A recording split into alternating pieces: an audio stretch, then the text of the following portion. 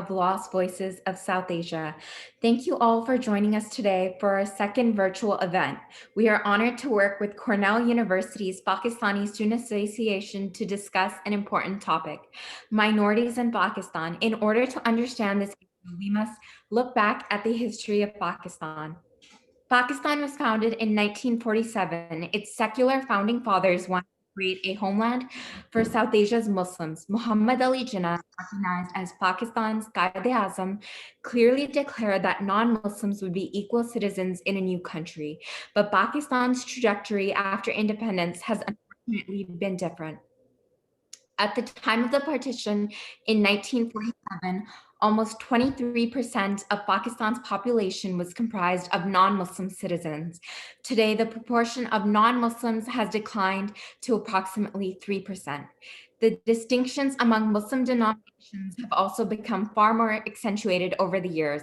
Muslim groups such as Shias, who approximate for 20 to 25% of Pakistan's Muslim population, and the Ahmadis, who have been declared non-Muslim, as well as non-Muslim minorities such as Christians, Hindus, and Sikhs, have been the targets of suicide bomb attacks on their neighborhoods and even their houses have houses of worship have been attacked and bombed while they were inhabited by worshippers.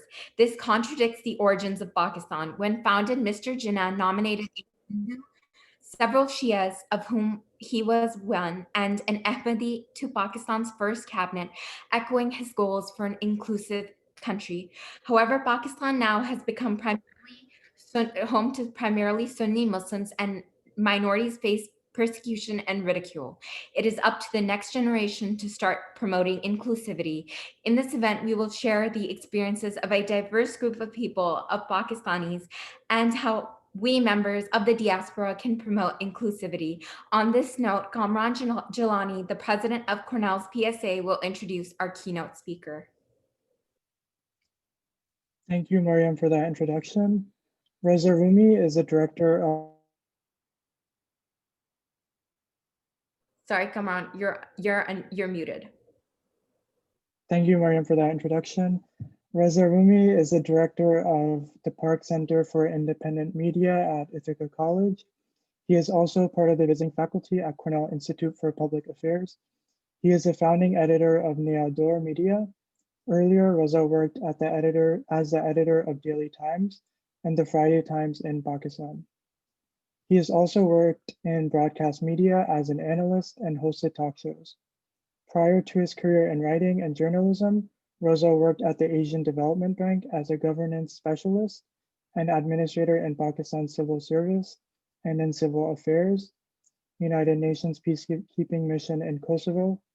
His books include Delhi by Heart, Impressions of a Pakistani Traveler, The Fractious Path, Pakistan's Democratic Transition, and lastly, Being Pakistani, Essays on Arts, Culture, and Society.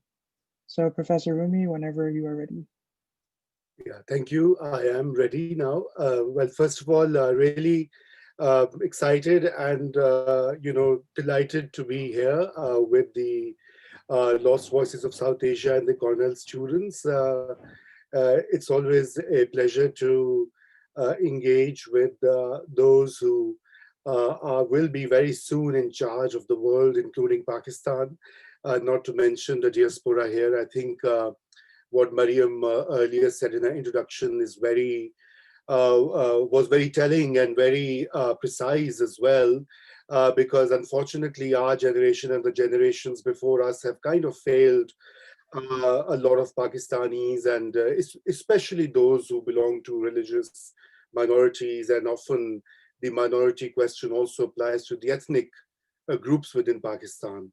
So a diverse country, a heterogeneous country like Pakistan, with different ethnic groups, with different religious beliefs, and within the Muslims, so many diverse faiths, certainly need to find their space and their voice and their rights and their respect, and most importantly, the rights of citizenship equally within the country. And I think that's the kind of larger story that I'll try and talk in the next 15 to 20 minutes.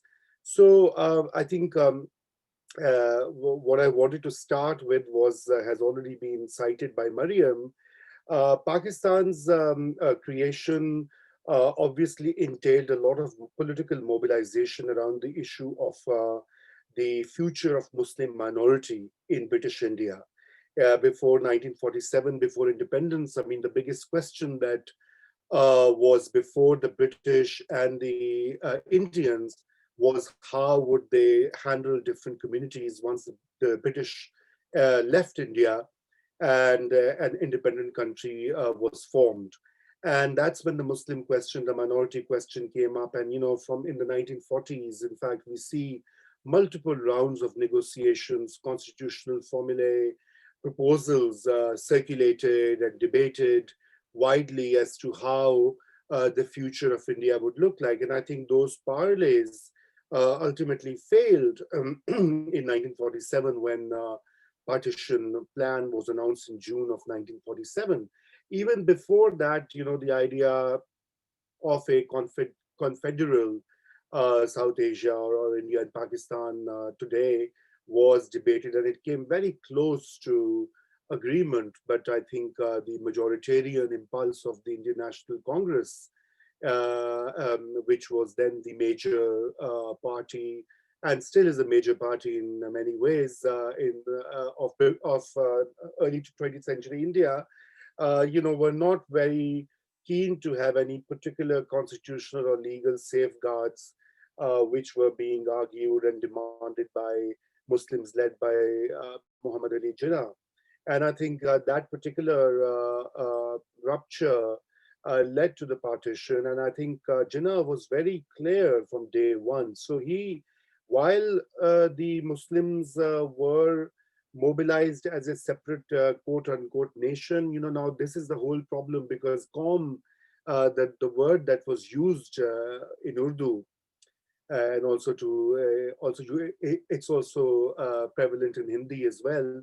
Qaum is a community, and you know, when you translate that into the modern terms of a nation, then it you know, translates into something totally different in many ways. And Jinnah was wary of that. So his first speech as the designated Governor General of Pakistan, as his public policy or his official you know, view of this question, and he was very clear. So on the 11th of August, even 3 days, 4 days before independence, you know, he made this long speech. It was extempore, and in which, you know, this particular paragraph, I think, is always cited, and that I will quote was you're free.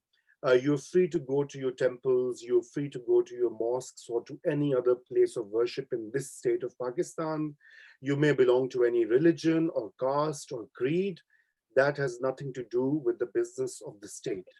Now, this particular, you know, line of argument and reasoning by the founding father was pretty clear. I mean, there can be no two questions about this state that, you know, the citizens of Pakistan would have equal rights, whether they belong to the majoritarian religion, Islam, or to the minority faiths, or whatever they practice. But sadly, that was not, you know, the case in the years and decades to come. Mr. Jinnah, as we all know, died very early, 1948, barely after a year and a few weeks after the creation of Pakistan. And those who took over the reins of power were very keen to convert Pakistan into a kind of a Muslim nationalist state.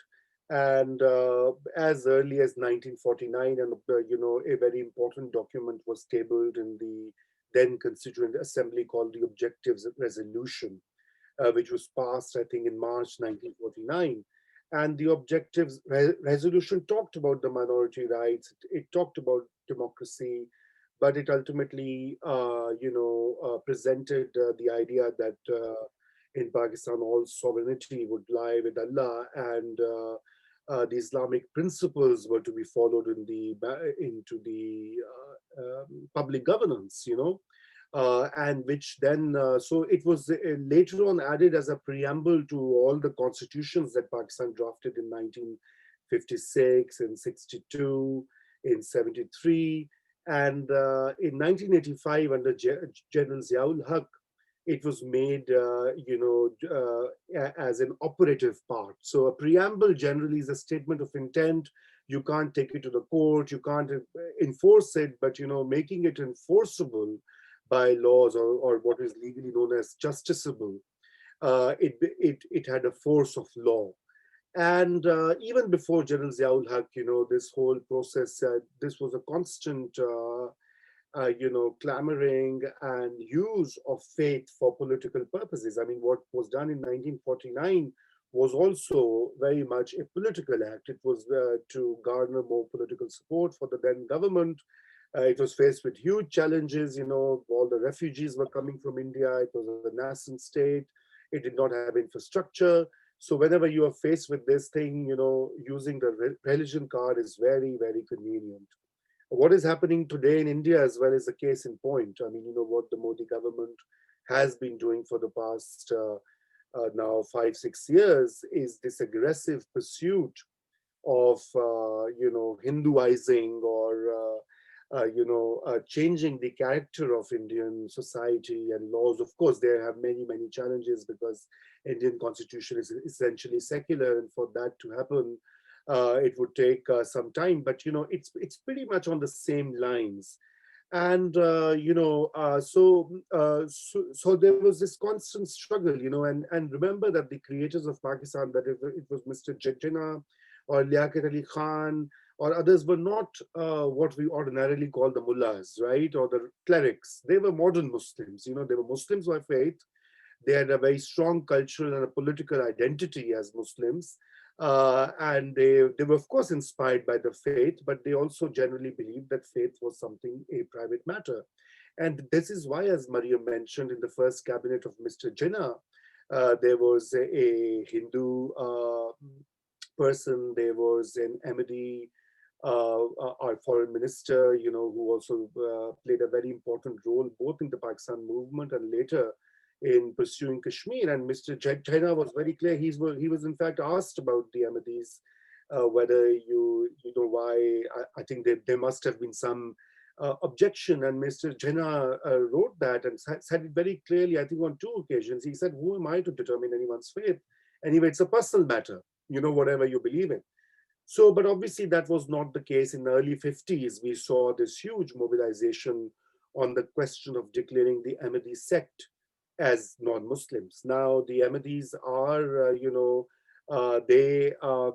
their worship practices, their belief systems, except on 1 or 2 points, is very much like the ordinary Sunni or Shia, or any other variation of Muslims, right? But, but due to their belief in their leader, religious leader, the majoritarian mullahs have been wanting to declare them as non-Muslims. So the 53, mobilization failed because the state acted and it said, we're not going to concede to these demands. But they later succeeded in 1974. So after the objectives resolution, the second moment in Pakistan's history, which is of very important nature, is 1974's Parliament's declaration of the Ahmadis as non-Muslims. Now, this is really a unique development, I think, in the history of any parliamentary democracy, because no other parliament anywhere, you look in the west, you look in the east, you look in the south or the north, no parliament has judged people's faith and declared anyone who is a Muslim or who is not a Muslim. I mean, this is not the task of parliamentarians or even the state. And this particular act was in complete contravention and conflict with what Jinnah enunciated, and we cited that as well earlier. And since then, this first exclusionary step, has it's been more than 40 years now, 45 years or more than that, and that has led to this whole, not just exclusion or demonization of the Ahmadis in Pakistan and abroad, but it has also justified violence because a lot of lot of clerics think that if you are considered as a kafir or a non-Muslim or non-believer, actually kafir. I don't know how these terms are interpreted. I mean, they are so loose and so open to abuse. Are wajibul qatl or are fit for murder. And that particular principle has led to heinous acts of violence. I mean, there are multiple of them. If you Google, you'll find lots of reports. But the worst was, I think, 2010 attacks on a Lahore Ahmadi mosque, two mosques where people were praying on a Friday. I think it was, and there were these gunmen who just went there and killed all these people, and unprovoked, innocent people just praying, busy in the act of worship.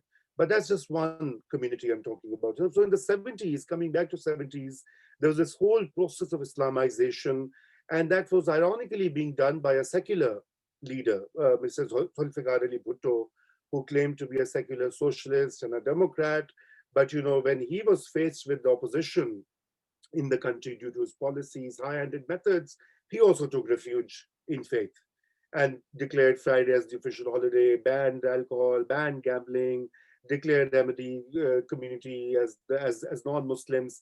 And this process was then picked up by his successor, General Ziaul, who took it to another dystopian levels. So he had no legitimacy, no particular, I mean, other than a small group of religious parties and some right-wing factions. He wanted to prolong his rule, establish himself, and he said he's going to Islamize the entire country. So he changed laws about women. He changed laws on minorities. There's a long list. I mean, some of those laws are still on our statute. I mean, some have been partially reversed, but the most discriminatory acts were against the Ahmadi community, against this changing of the blasphemy law in the Pakistan's penal code, and also this whole narrative of Pakistan being a country for Muslims, and the textbooks were changed. So when I was growing up in Ziaul Haq's time in 1980s, that's what we learned, that Pakistan is a country for Muslims. Now, who's a Muslim? Who will define and certify who's a Muslim? And that's where the problem occurs. So Ziaul Haq's era saw this unprecedented rise in bigotry on national television and radio, in periodicals, in state laws, in state policies. And later on, some of them were reversed. But, unfortunately, it's been once faith is such a matter that, everybody's scared of that. But what we also saw in Ziaul Haq's time was this rising attacks on the Shia Muslims, So again, this whole idea of who's a Muslim, because now the extremist Sunnis think that Shias are not Muslim enough. And in fact, most recently, there were these big rallies in Karachi and Islamabad, where the Sunni extremists were chanting slogans that Shias are kafirs and they should be treated in the same manner as Ahmadis. And ironically, Shia leaders voted for that parliamentary resolution in 1974 to change the constitution. The Second Amendment of Pakistan deals with that.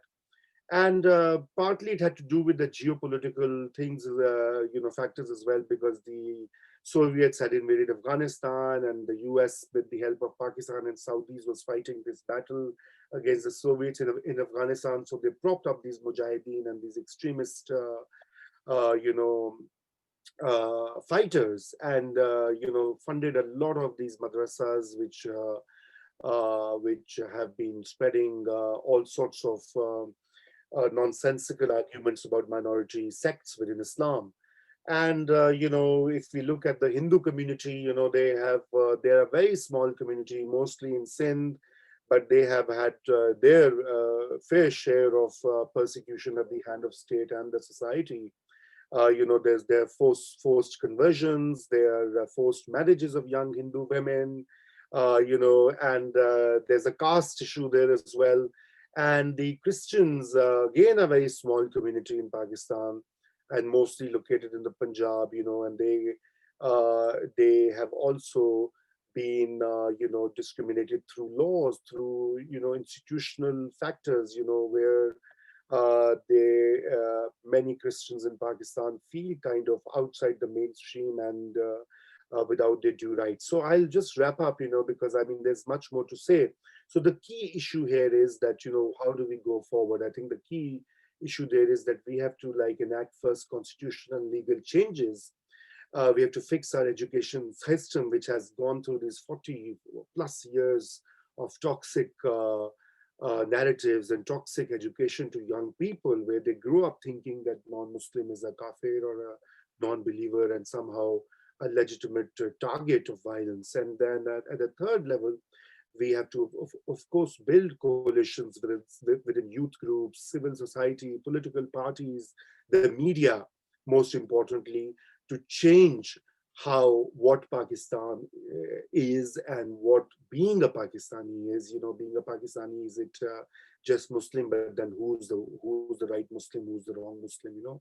So I think there's a lot of work that your generation has to do, and a lot of big cleanup that needs to go into practice. But I think it's good that we are talking about that, because the first important task is to talk about this and speak up, before even thinking of what strategy to adopt. So I'll stop here. I think I've over stretched my time, but thank you once again, Kamran and Mariam and others for having me here. Thank you, Professor Rumi, for such an insightful look onto Pakistan's history.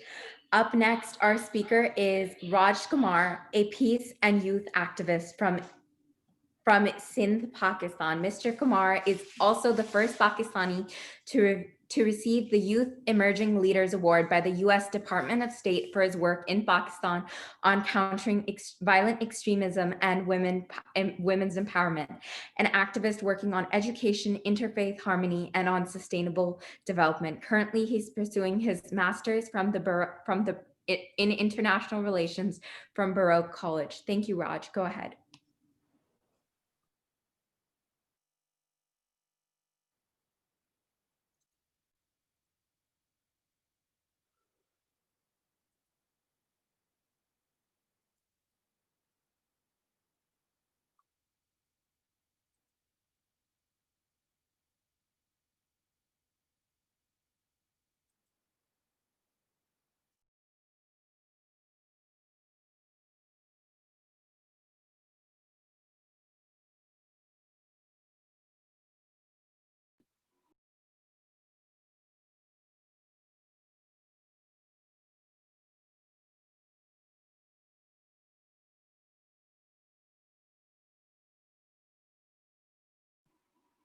Hello, hello everyone. Yes, can you guys hear me now?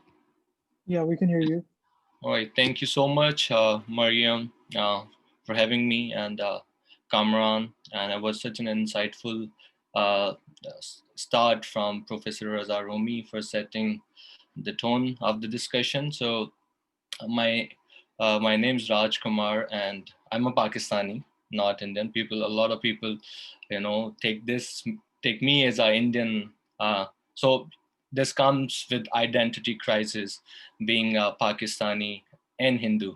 So I am from Tharparkar. Tharparkar is an epitome of peace and harmony. I grew up knowing nothing about religion, to be very honest, because of a very obvious reason, because I used to fast during Ramadan when I was a young kid. I used to go to Muharram Majalis, and I used to celebrate Eid. We used to buy new clothes on Eid, and the same goes for my Muslim friends. They used to celebrate Holi and Diwali, Holi, which is coming up next month. So so it was such a peaceful and amazing box of center of interreligious harmony in Tharparkar. But little did I know that when I go out of this box, things will change for me forever. Because when I moved in 2009 to Islamabad, things started getting things started changing a lot for me. Because I think it was my first week in a class when a professor, he got really mad when I was doing my introduction. I was like, hi, this is Rajkumar. He's like, don't joke with me. I was like, I'm not joking. That's my real name. And he was in shock. And I was wondering how come a professor, a professor who I'm sure at least has a master's or MPhil who's teaching us, is unaware of 4 million Hindus living in Pakistan. So I had to literally show him my ID. He's like, that's my name. And he was like, oops, sorry. So, I was the only Hindu guy in the class. And I felt golden duck for a while because my name was cool and my friends used to love my name.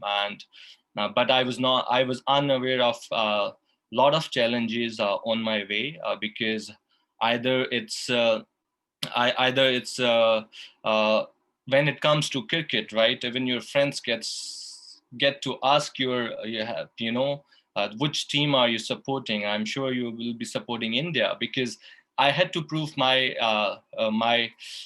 loyalty to the uh, to my friends, to the country. So this has happened for long, being in Pakistan, and of course, but when I look at the numbers, I feel like that other religious minorities such as Shias, Ahmadis, the genocides of Hazara community is far far bigger, and it's very shocking to see.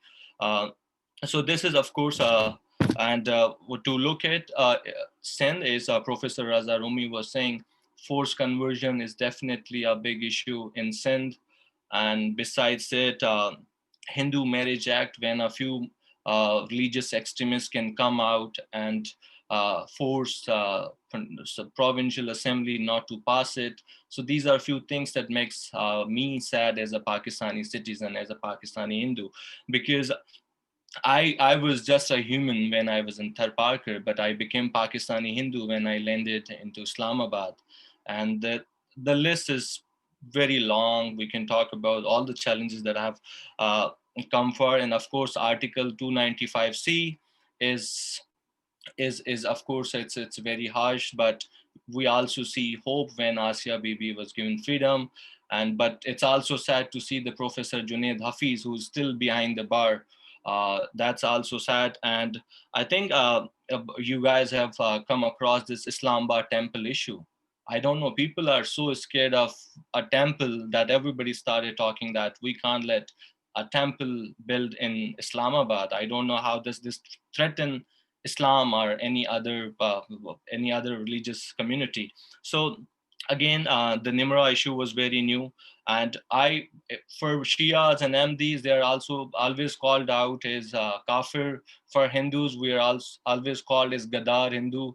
It's from top unliterate person to a sitting governor of Punjab who would always abuse Hindu as a general without realizing the fact that there are a lot of Hindu who are living in Pakistan. I mean, I'm sure you guys know Justice Bhagwan Das, who was the chairman of Federal Public Service Commission. He was an honest person. He has served Pakistan.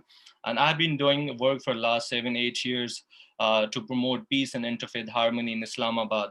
So, of course, the state has a bigger role to play here. Our democracy needs to give in some space. We need to call out those generals who are sitting and who are interfering in Pakistan's politics. So uh, I think the one of the other way that I have always told my friends is I can be Hindu, you can be Shia, anyone can be of any other sect or ethnicity. But there are a lot of things that connects us: our shared ownership, our shared values. Biryani is still my favorite dish. We can connect over food. We can connect over art. We can connect over sports, music. I had made so many Indian friends over here over Jagjit Singh Ghazals, over Nusrat Fateh Ali Khan's Qawwali. So we have fought war against British Raj together. So I don't know what's there. Little things, there are very little things that divides us, but there are a lot and far bigger things that unites us as a Pakistani. I think we need to come together definitely, and we should work together, hope for coexistence. And I think we need to keep trying to raise our voices as we are doing today, to stop Pakistan from being a radical nation to a progressive Pakistan, to a Jinnah's Pakistan. So I think with that, thank you so much for having me, and I look forward to listening to other speakers, and I'm looking forward to it. Thank you so much for having me. Thank you so much, Raj, for such a beautifully put statement. Up next is Sayyid Muhammad Raza Zaidi, a member of the Shia community who has recently completed his A levels and now is in the first semester of university in Pakistan, and he is also a student activist. Raza, go ahead. Yes. First of all, I would like to say that Raj, you're my brother, and if you want anything I could do for you, just let me know. Secondly, I would like to thank you all for having me here. Basically, I belong from a Shia minority in Pakistan, and well, I've seen discrimination happen to me in all sorts of forms, in verbal forms, in physical forms, in mental forms. So as a kid, firstly, I was in class, and these kids huddled around me, and they were like, "What kind of Muslim are you? Are you a Shia or are you Sunni?" And I'm like, I was always taught I was a Muslim, and they're like, "No, you're either a Shia or a Sunni." And the next day, I told them that I was a Shia, and they told me, "Okay, then you're not a Muslim because you belong to the Shia school of thought." And I was really traumatized because my whole life I was taught I was a Muslim, and now a third grader who's told that you're not a Muslim. It's a pretty traumatizing experience for him.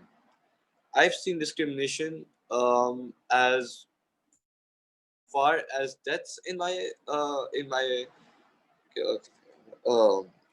vicinity. Like my uncle, he was actually killed for believing in the Shia school of thought. Shia genocide is a pretty serious matter. Like people have been killed. Literally, every individual Shia Muslim knows at least one person who's been killed as a form of Shia genocide. My uncle, who was a researcher, he was at a good post and he received death threats. And he didn't take them seriously. He was like, "What? Are they gonna kill me for my belief?" And that's exactly what happened. They killed him for his belief. He was coming back home and he was shot dead, like 3 wounds to the body. And that's really barbaric. So we have seen persecution and oppression for a long time from now. I remember in childhood there was a guy who was actually an acquaintance, and he told me he couldn't befriend a Shia, and I was like, "Why? Why can't we befriend a Shia?" And he was like, "My parents don't allow me." And now, when he's a proper friend, he told me that he finally asked his parents, "Why can't he befriend a Shia?" And they told him that you can't befriend a Shia because there's always a target on Shias. They aren't safe. People are behind them, and if you befriend a Shia, you'll be in the eyes of them too. And as a kid, of course, that was traumatic for me as well. There are various examples. I mean, the list goes on and on. Like we hold annual processions, peaceful processions, and those are people throw rocks at them. People come in, they literally hit us. I mean, that is barbaric. And well, the thing is that we have seen this oppression for a long time from now, right? I remember once I was in a procession, and there were people who came and they were throwing rocks at us. I remember I was uh, in a mosque, and people and a guy literally came in and he tried to blast a bomb in there. It was an attempt, and it was an unsuccessful attempt, Allah Shukr. And I was really traumatized. I was like, "Who are these people? I mean, are they not Muslims? Who are these? Who are these people who are trying to kill us?" I mean, and I don't have a solid answer to that till today. I mean, I don't really know why do they do this. We face discrimination in schools, as kids, in workplaces. I know people who are not given the work opportunities just because of their names. Their names are Shia, like Kazmis, Zadis, and others. Um, a perfect example would be a few days back, the crucial time of COVID. A person was literally rejected the blood plasma just because she was a Shia Muslim. Then there was also the case of Aya Hakim. You probably know she was shot dead, and there was actually an online community that funded her, that raised some funds for her. Then people got to know that she was actually a Shia Muslim, and people demanded their funds back. I mean, this is the level of discrimination.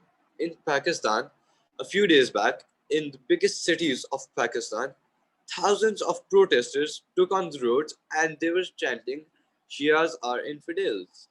I mean, just imagine this. In the biggest cities of Pakistan, people are chanting. The voices of people are echoing that Shias are infidels, and it was a protest of thousands, and the state was nowhere to be seen. The people who talk against it were nowhere to be seen. I would like to say that at first we should recognize this. This is actually a problem because the problem would not be solved if it's not recognized, right?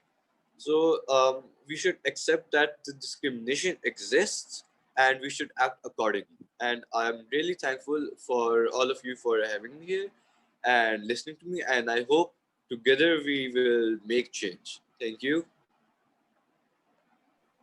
Thank you so much, Reza, for sharing an insight on the unfortunate occurrences that happen on a daily basis in Pakistan.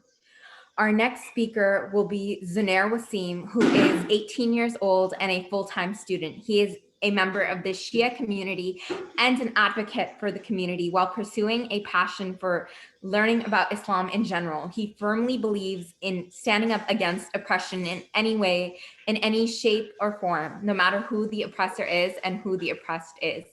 Thank you so much. Zunair, go ahead. أعوذ بالله من الشيطان الرجيم بسم الله الرحمن الرحيم الحمد لله رب العالمين الرحمن الرحيم مالك يوم الدين إياك نعبدون إياك نستعين اهدنا الصراط المستقيم صراط الذين أنعمت عليهم غير المغضوب عليهم ولا الضالين Bismillah ar-Rahman ar-Rahim. I begin in the name of the Almighty God, the Beneficent and the Merciful. Assalamu alaikum wa rahmatullahi wa barakatuh. To all my brothers and sisters in humanity, I'd like to say a special shout out to the Lost Voices of South Asia and Cornell PSA as well for inviting me and my fellow panelists to talk about this discussion quite frankly that needs to be talked about. All the people that worked up front and behind the scenes, from the bottom of my heart, I would like to thank you all. So today I was granted the ability to speak up about growing up as a Shia in a diaspora. And for those of you that don't know, the textbook definition of a diaspora is a scattered population whose origin lies in a separate geographic locale. So in this instance, I was a Pakistani Shia Muslim growing up in the United States. And look, so whenever you grow up as a Shia Muslim, especially a Shia Muslim in the West, I like to refer to growing up as a foreigner within a foreigner, because you have to understand already as a Pakistani, a Muslim on top of that, you feel alienated, especially living in Western society. Obviously, whenever you go to school, you're a little different. Obviously, you eat like a little different food. Obviously, you pray and you do things that the rest of Western society isn't accustomed to. So you're already a foreigner. So in order to make yourself feel more comfortable, you surround yourself with fellow Pakistani Muslims.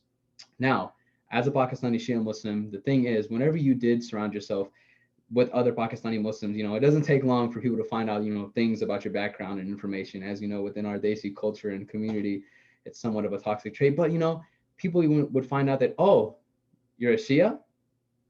Oh, you do this. Oh, you do that. Oh, you do this. Many of these things, which are as a result of lack of misinformation and miseducation. So that's why I like to say, growing up as a Shia makes you stand out within your own people. And this helps me transition to my next point, where look, no one deserves to be oppressed regardless of your religion, race, and ethnicity. And I know this sounds kind of like a duh, obviously point, But the sad reality of the world today, as my fellow panelists spoke earlier, is that people are oppressed because of who they are.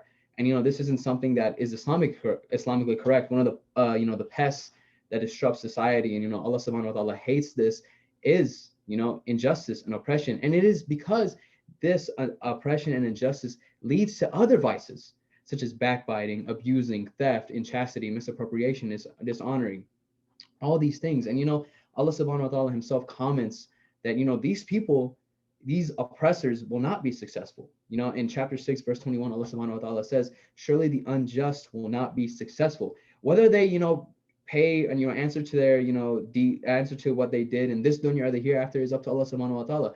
In the end, these oppressors will not be successful, and that is something we all have to realize as people who are oppressed, whether you are Ahmadi, whether you're Jewish, whether you're Christian, whether you're Hindu, Sikh, Buddhist. Forgive me if I forgot a group, but no one deserves to be oppressed.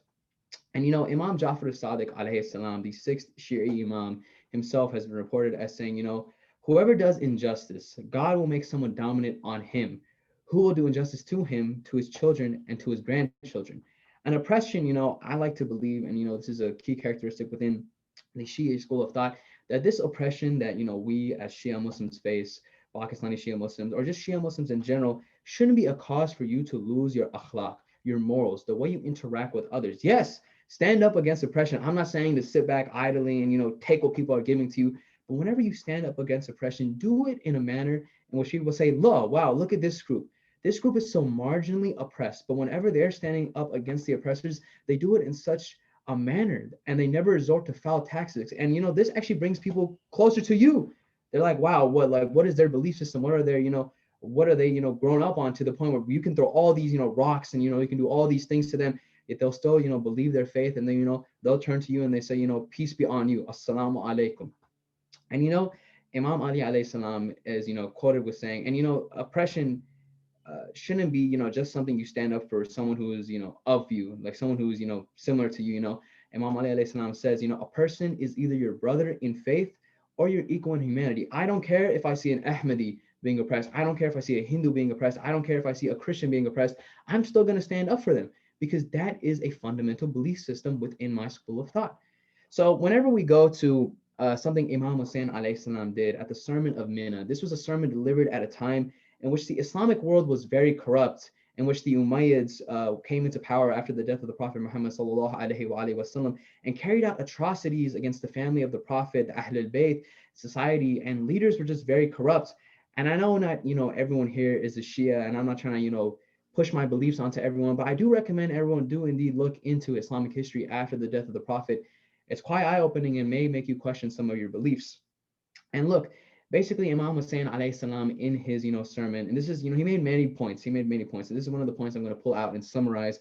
He said the reason the Islamic world became so corrupt is that the ulama, the scholars, people who had the ability to speak out against oppression, were silent on the oppression of people. They failed out specifically to speak against the anti-Islamic conduct of the rulers, or to condemn their propagandists who misguided the people from their pulpits in every single town. And it's funny, yet somewhat sad at the same time, that something that happened 1400 years ago today is happening today again in some parts of the world. It's sad, but the people do say history repeats itself. I'm not going to call anyone out specifically, but you have rulers within the Arabian Peninsula who look religious. You see this brother walking on the street, you're like, wow, mashallah, he's a religious dude. But at the same time, these are the same people who are bombing kids in Yemen. It's just some food for thought. Now, let me get one thing clear, which might confuse a lot of y'all, is like, look, you don't have to be a religious scholar to speak out against oppression. You don't have to be someone of a religious background. The reason I point this out in my summary of Imam Hussein alayhi salam's point via his sermon at Mina is that, look, these people, these ulama, they had the ability to speak out. They could have, spoke out against these tyrants, these rulers who were unjust towards people, regardless of who those people were, but they didn't. And this is the sad reality. And look, especially in the age of social media today, speaking out is something it's easier than ever. Regardless of how many followers you have, or you have the right to speak up against oppression, regardless of your academic background. You see, fighting oppression doesn't require a PhD. You don't have to have an academic background. You're getting reward, you're getting your hasanat whenever you do these things. And if you lose followers and friends, and for instance, say for instance, you're standing up for Shias, one of your friends might say, why are you standing up for Shias? Why are you standing up for, these people? They're Kafirs, they're this, they do that, of which, again, many of these points that people make results from a lack of, education and, misinformation that they receive. Look, these people are the worst of people, especially if they portray themselves as holy Muslims. Look, people might say, look, hey, I'm a Muslim, my religion is a religion of peace, but hey, these Shias right here, they're Kafirs, they deserve to die. And as harsh of a point as this sounds, this is the reality that many people have. And I don't like to say that this is the majority's viewpoint. This is the minority's viewpoint. But the minority's viewpoint is overcompassing the majority's viewpoint because the majority fails to speak out. And I'd like to wrap this up on this, final point before, I have to go, is look, years from now, we won't remember the words of our enemies, the oppressors, those who are, evil, the tyrants. We're going to remember the silence of our friends. We're going to ask that, hey, why didn't these people ever say anything? For instance, whenever we go back in time, people like to refer to the Holocaust as like, hey, how did something like the Holocaust happen? Why didn't anyone ever say anything? And, this exact same, scenario can easily play out 50 years from now. People look back and say, hey, this genocide was being carried out against, Shia Muslims or, other religious minorities. Why didn't anyone say anything? And that's why I like to say, we won't remember the words of our enemies, but the silence of our friends. Jazakallah for letting me speak. I truly appreciate Lost Voices of South Asia for inviting me, as well as the Cornell PSA. Allahumma salli ala Muhammad wa ali Muhammad wa alaikum assalam. Thank you so much, Zunair. That was very well put. Our next speaker is Omar Nair, who was born in Pakistan and grew up in New Jersey. He later went on to study 7 years at the Jamia Ahmadiyya School of Ideology in Canada and received his Shahid degree in 2018. He has previously served in Liberia, West Africa, the UK, and Guatemala, and is now posted in the USA headquarters in Silver Spring, Maryland, and is serving as a missionary there. Go ahead, Omar. Assalamu alaikum wa rahmatullah. Can you guys hear me? Everybody's good? A'udhu billahi minash shaitanir rajim. Bismillahir rahmanir rahim.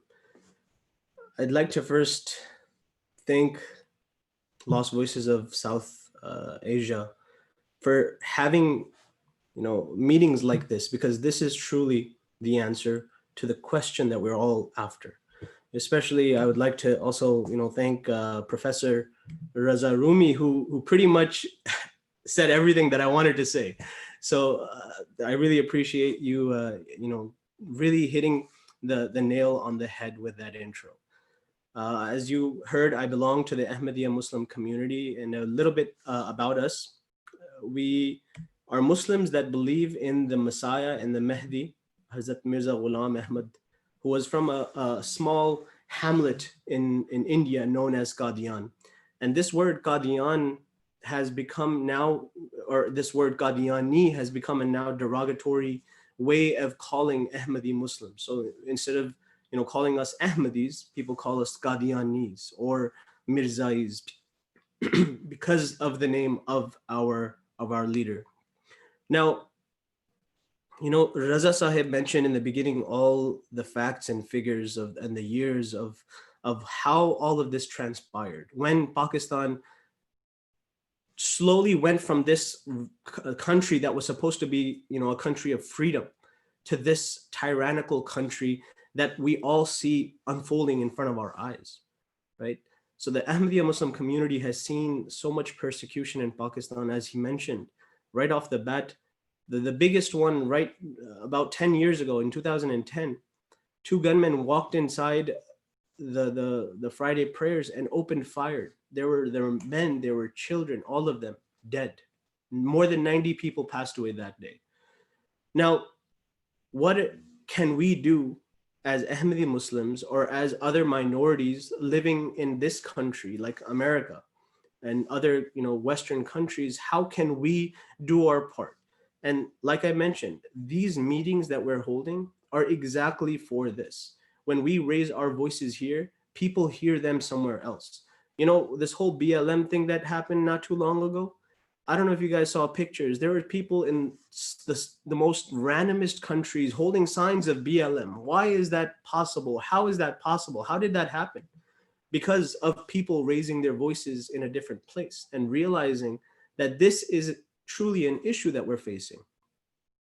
So a little bit about myself. My father was also a missionary. His name was Mirza Muhammad Yusuf Nayyir.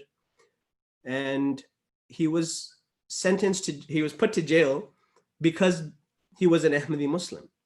He passed away when I was very young. I was about a year old, and it wasn't safe for my lone mother to live with 5 children in Pakistan. So we moved and we sought asylum here in America, and we, alhamdulillah, we came to a country that allowed us to pray, allowed us to say assalamu alaikum, allowed us to call the adhan, right?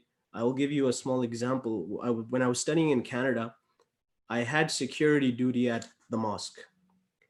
And this woman ran into the mosque. She was wearing her shoes. She didn't have the etiquette that, I'm not supposed to take my shoes on the carpet. She ran into the mosque and fell straight into sajda. And I was kind of tripping out. I'm like, yo, I'm supposed to be on security duty. What's going on here? This auntie just came in, guns a blazing, and went into the masjid with her shoes on, right?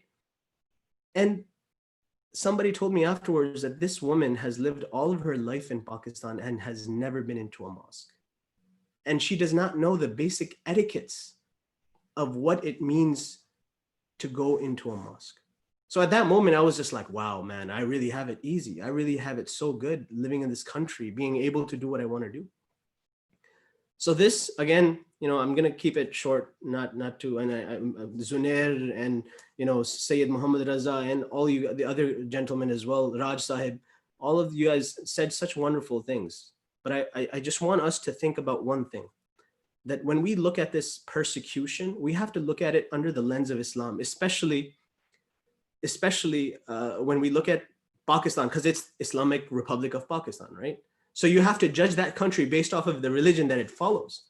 Look at the practice of the Holy Prophet sallallahu alaihi wasallam. A group of Christians come from Najjar. What did the Holy Prophet sallallahu alaihi wasallam say? They said that, he was having a conversation with these Christians and it was time for their prayer. And they said, we need to go and we need to pray. He's like, wait, this is also a house of God. Why don't you just pray here? This is the founder of Islam. And Pakistan, the country that is following the footsteps of that man, is doing such atrocious things to people who consider themselves Muslims, who call themselves Muslims. And they say, no, we're going to put our foot through your throat and say, you're not a Muslim, right? I'll end with one hadith of the Holy Prophet sallallahu alaihi wasallam, in which Usama bin Zayd radhiyallahu anhu was during a battle, and he was about to kill a kafir, a non-believer. And that man said to him last minute, right before he was about to slice his throat, he said, listen, I swear, la ilaha illallah Muhammadur Rasulullah. Usama bin Zayd didn't believe it. He cut his neck. And he died right there. And this little incident was then told to the Holy Prophet sallallahu alaihi wasallam, that this man said, la ilaha illallah, that I believe there is one God and Muhammad is his messenger. And Usama bin Zayd killed him. And the Holy Prophet ﷺ was furious. And he said, Usama, did you look into his heart and see that if this man was saying La ilaha illallah truthfully or not? Or if he was just saying it for the sake of being saved? And that is the biggest lesson that we learned. That it's not my job to say, you're Muslim, you're not Muslim. You're Hindu, you're not Hindu. You're Shia, you're not Shia. As a country, that is, the founding principles are freedom of religion, freedom of speech, freedom to practice whatever you want to practice, is now constricting us so much. And again, these type of events where we educate ourselves first and foremost, religious differences aside. I love my brother Sayyid Muhammad Raza because he's a human. We share blood. Not because he's a Shia and I'm an Ahmadi. My brother Zunair, I love this man. I've seen him on TikTok like crazy. He's living on my FY page, F4U page or whatever it's called. I'm kind of becoming a Buddha now. So we have to understand this amongst ourselves first, educate ourselves that this is the reality. I can't just always listen to what these mullahs and other people are saying. I have to live my life according to what I think we share on a human level, right? So Allah Ta'ala enable us all to truly be the founders of peace, and we can bring this country that we love so much and bring it back to the roots that it was started on. Ameen. Thank you, Mr. Nair. That was very well said. Up next, our last and final speaker for the night is Tayyib Shah, a 17-year-old student currently completing his A-levels, born and raised in Pakistan. He has witnessed the various issues that affect our society. Being a Sunni male Muslim provides him a somewhat of a safe status, but that doesn't mean that he wouldn't turn a blind eye to the problems that we face today as a society. He believes in speaking up for what's right. And today he's going to be talking about on how to be an effective ally living in Pakistan. So yes, go ahead, Tayyib.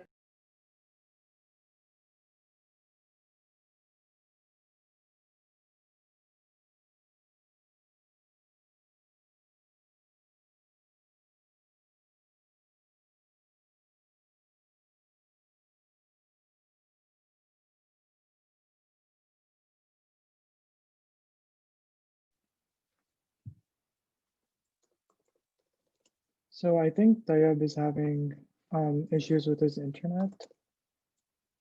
So just give us a minute.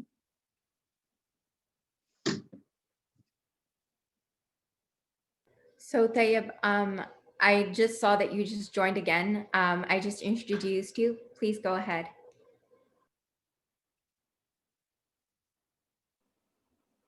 All right, hello guys. I'm logging in from my sister's account because my internet just went off.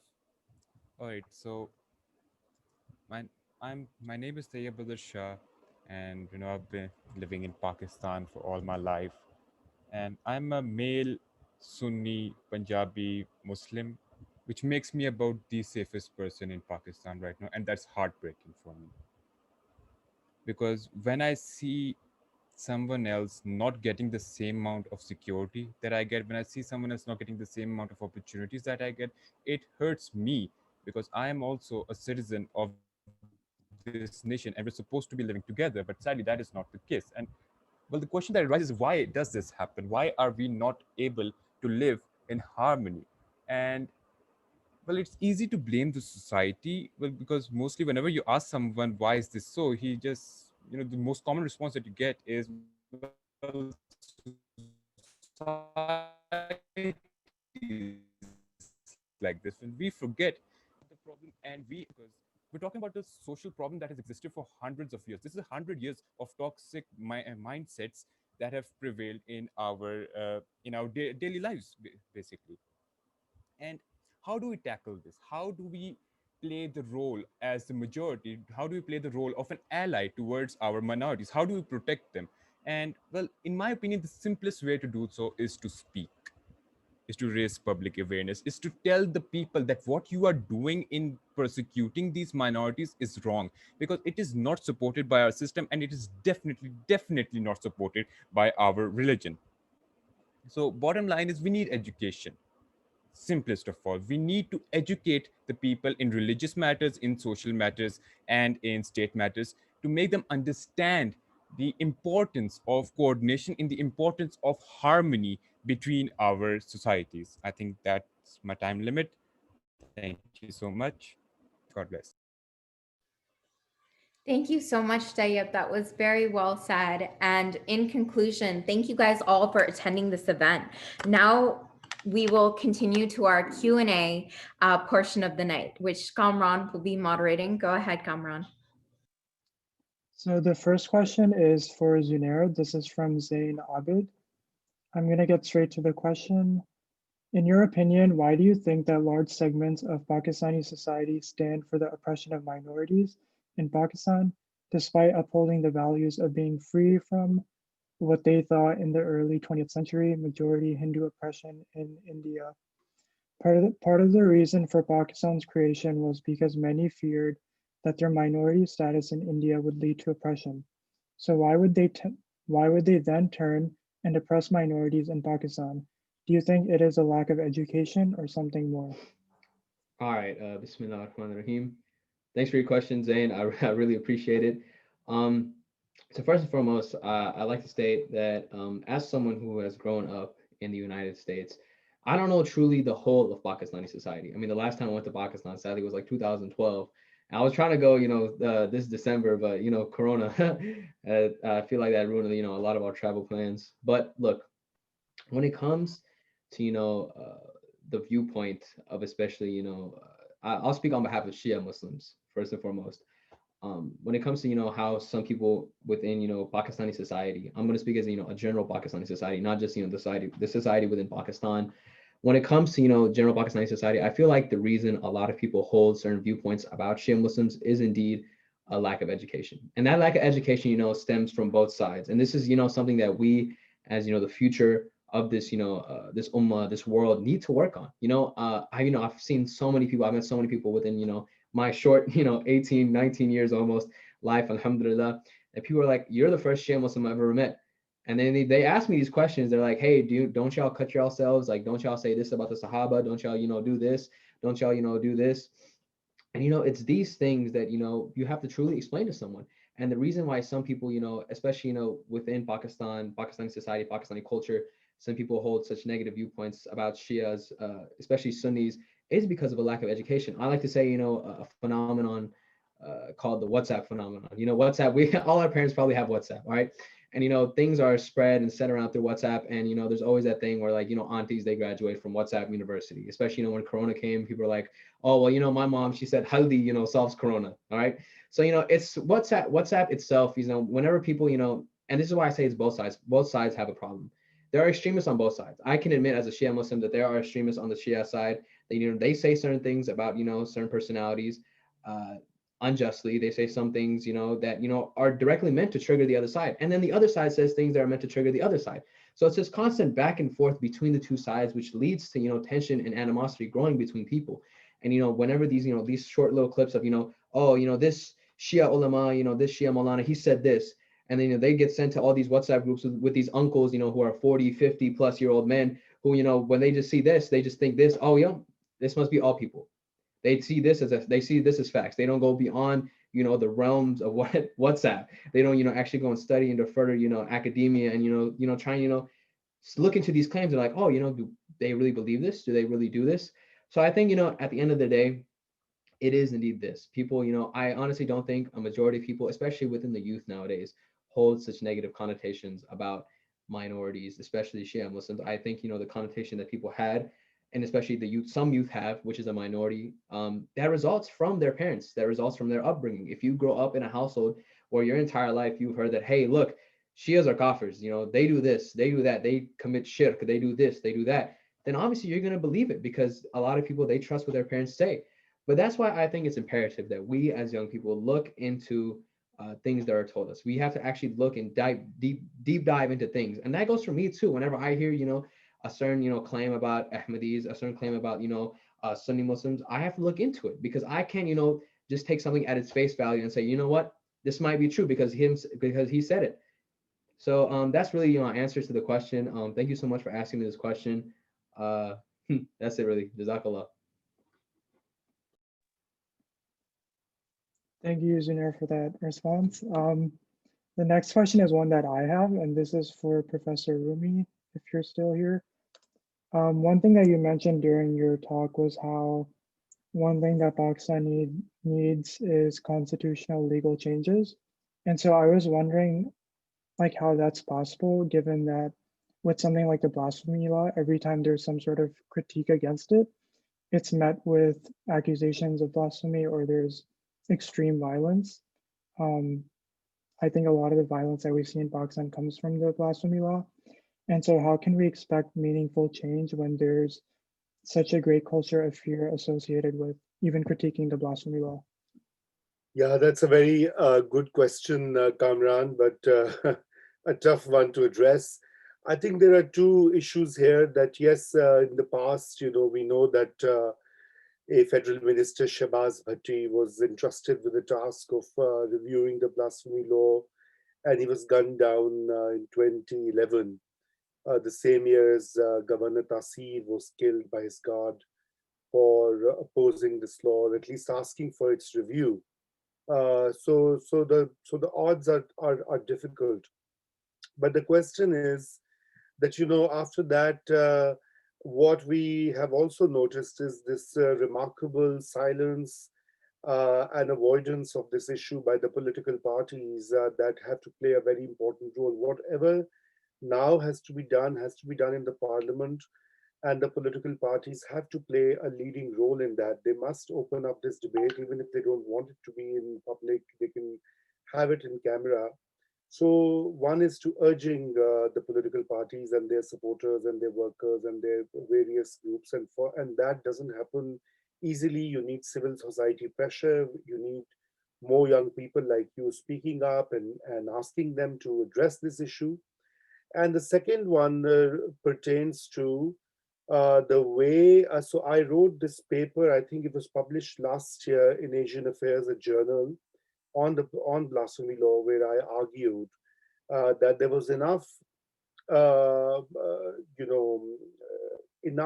debate within the Islamic tradition that could be used with the help of clerics, with the help of religious leaders, because number one, the Holy Quran does not prescribe death as a punishment for blasphemy. I mean, this is like coming from other sources, so not from Quranic injunctions on that. If it were the case, it would have been stated quite clearly if it was the divine will, quote unquote. But that's not the case. The second is that, even within the Hanafi, which is the majoritarian tradition, this was not supported by a lot of scholars through the centuries. So all of that jurisprudence can help, and that, of course, I think somebody said very wisely.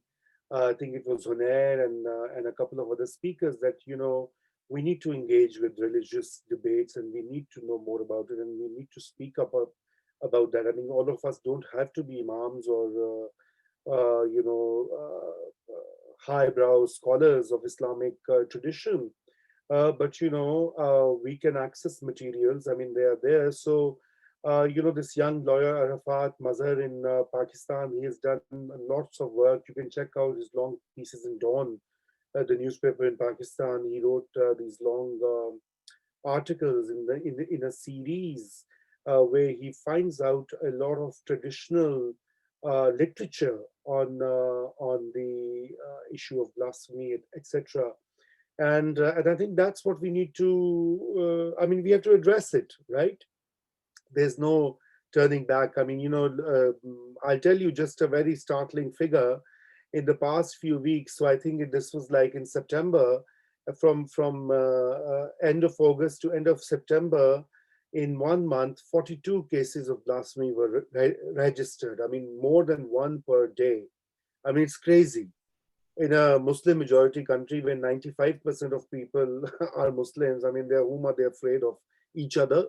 And for them to think that other Muslims are going to be disrespectful towards the Prophet and religious figures is absolutely ludicrous. So I think this is the way to go about it, having consistent pressure on political parties, making the public aware through media, through alternative media, through social media, and of course going back to the very essence of Islamic tradition. There's another scholar, Islamic scholar, Javed Ahmed Ghamidi. I'm sure some of you may have come across his videos and his writings. And he also expressly says in many of his speeches and writings that the current blasphemy laws have to change. They are not Islamic, period.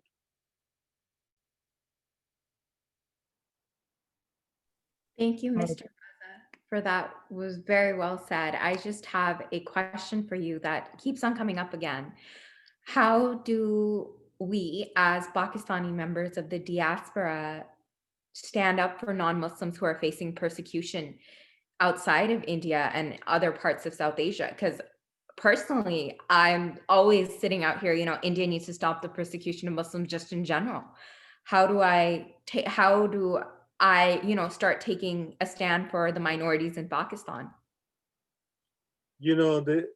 Absolutely. I mean, I so agree with you. that the diaspora always has a very important role. I mean, remember that Karl Marx and Hegel. I don't know how far that is. I mean, Marx was, and so many other people in human history. When they were away from their context, they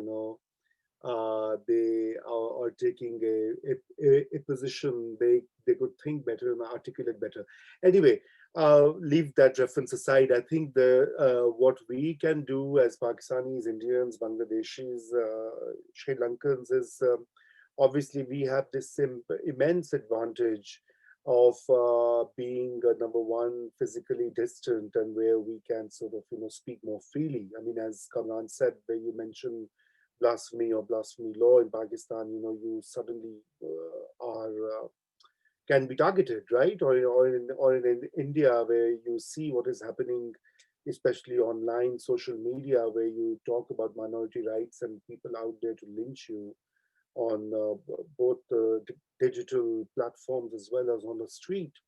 So I think the first step is, as a young friend, the 17-year-old guy said, that we have to speak up. We don't have to be. I mean, that's the first task. I think the other important thing is that digital media are used by young people. I mean, now everybody's on social media. Everybody has a Facebook or a Twitter or whatever, TikTok, account. And if you aggregate all of them, you have a huge audience out there to influence. And I think that is what we need to do by engaging. That's why this little platform that I founded in 2017. I mean, I don't run it hands-on. It's called Naya Daur Media, and part of the reason of doing that was to actually get the young people in Pakistan towards more progressive and ideas, because there's so much out there on social media and WhatsApp, as Onair said, which is also very misleading. And in India too, alternative histories are being written now on WhatsApp. Wrong facts, fake information, fake history, fake attributions. So we can counter that. I mean, we have to counter that. Otherwise, this is going to grow, etc. And secondly, I think the more important part is the advantage of being in, let's say, a country like the US, is that you have many scholars from India and Pakistan in different universities. I mean, those who are writing about progressive Islam, those who are writing about what is wrong in the happenings within India, their voices can be amplified. I mean, we can help translate and communicate some of that knowledge and scholarship in simple terms for a lot of people to influence public opinion. And of course, there are organizations. There's one example is yours, but I mean, I also get many alerts from these Indian Muslims in America. They have a big network, and they keep on putting out these statements against what is happening in India. With reference to Babri Mosque demolishers being acquitted by the courts, or multiple incidents that occur. So I think all of this has to. I mean, take the example of Black Lives Matter in the US, right? So Black Lives Matter, unlike other movements, does not have a head office somewhere in Seattle or like Amazon building. It is very digital. It is very decentralized. Every state, every city, every town, every county has a chapter, and they all mobilize and organize through using digital spaces. So I think if we were to put that effort and investment of our time into this mission, we certainly can reach out to a much bigger community. I mean, all of our Insta posts need not be on cats and food, right? Sometimes we can also post other stuff. Thank you, Professor. I love that, this idea of having global solidarity. These movements are not confined to the borders of Pakistan. It's relevant to everyone, regardless of where you are. On that hopeful note, we're going to end. Before we end, I want to thank Professor Rumi. Thank you so much, Raj, Reza, Mr. Nayar, Tayyab, and Zunair. Thank you so much on behalf of Cornell PSA and Lost Voices of South Asia.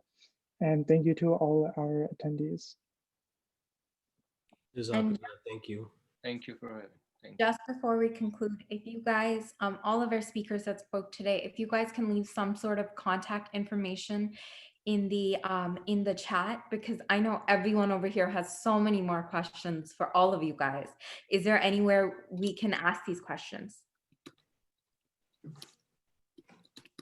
And I would also request maybe, you know, once Kamran, you or Mariam, if you can share their contact details with me, because I do a lot of these live video broadcasts, and I'd very much like to have you guys speak in one of those sessions. You know, Raj is here, Znair was very impressive. I mean, you know, and all of you can participate. We can have a panel, and you know, so that's my little contribution. We can do it regularly. Once a month, we can have a live discussion on one South Asian issue, you know, Pakistan, India, both.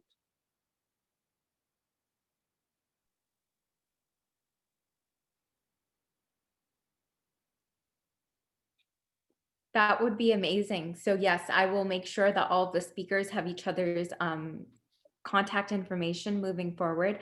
I see that Mr. Nair has shared his information.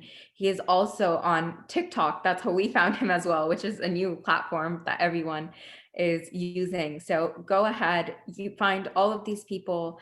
Raj, that's his email over here as well. We can't wait. We are so excited that we had all of you guys here. Thank you for joining, and thank you to all of our amazing speakers for sharing for starting this insightful discussion. And I think just in conclusion, I think that this is where change begins. By just talking about it, let's address it.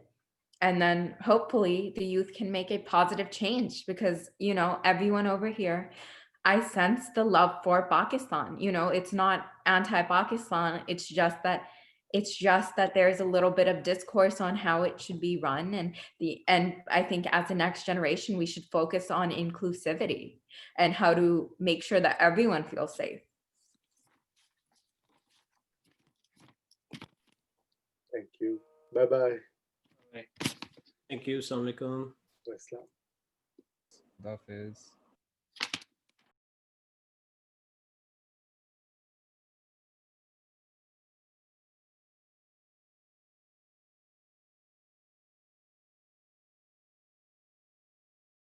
And then Kamran.